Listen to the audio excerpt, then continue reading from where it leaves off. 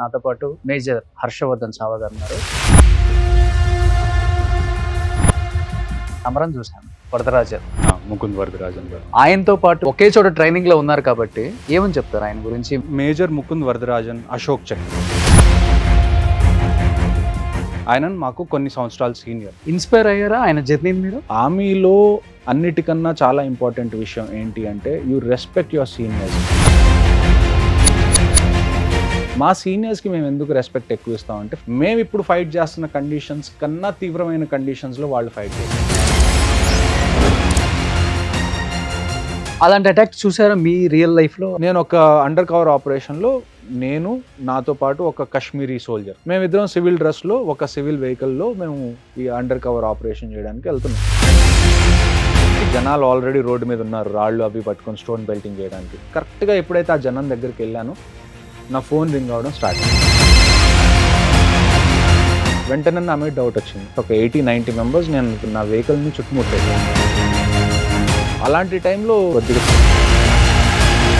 So recent గా Lawrence Bishnoi అని సిద్దిక్ ని కాల్ చేశారు. సో సిద్దిక్ అంటే ఇప్పుడు పొలిటీషియన్ కాబట్టి 1,00,000 రీజన్స్ ఉంటాయి ఓకే వాళ్ళు చంపేయటానికి. వై సల్మాన్ ఖాన్? అసలుకి Salman Khan the main story ఏమని చెప్తారు అంటే ఒక బ్లాక్ బక్ కేసు అని ఒకటి ఉంది. సో ఎప్పుడైతే ఆ కృష్ణజింక కేసులో సల్మాన్ ఖాన్ ఇరుక్కున్నాడో అప్పటి నుంచి లారెన్స్ బిష్నోయ్ ఆ రీజన్ చెప్పి నేను సల్మాన్ ఖాన్ని చంపుతానని చెప్పి చెప్తున్నాడు.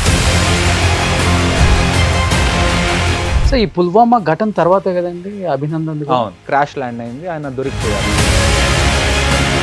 ఎప్పుడైతే క్రాష్ ల్యాండ్ అయ్యారో ఆయన జేబులో ఉన్న ఏవైతే పేపర్స్ అవన్నీ ఉన్నాయో ఆయన తినడం మొదలు పెట్టారు, చించేసి.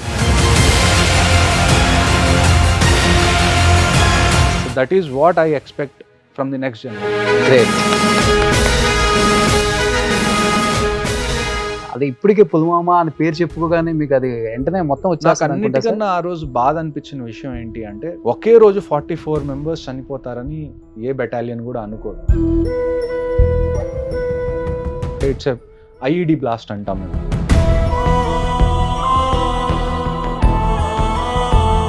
వాళ్ళ గౌరవ ప్రకారంగా వాళ్ళ కోసం ఒక బాక్స్ పెట్టి దాని మీద ఫ్లాగ్ కప్పారే కానీ వాళ్ళ ఇంటికి ఆ మనిషి కంప్లీట్ బాడీ ఎవరి బాడీ కూడా చేరలేదు.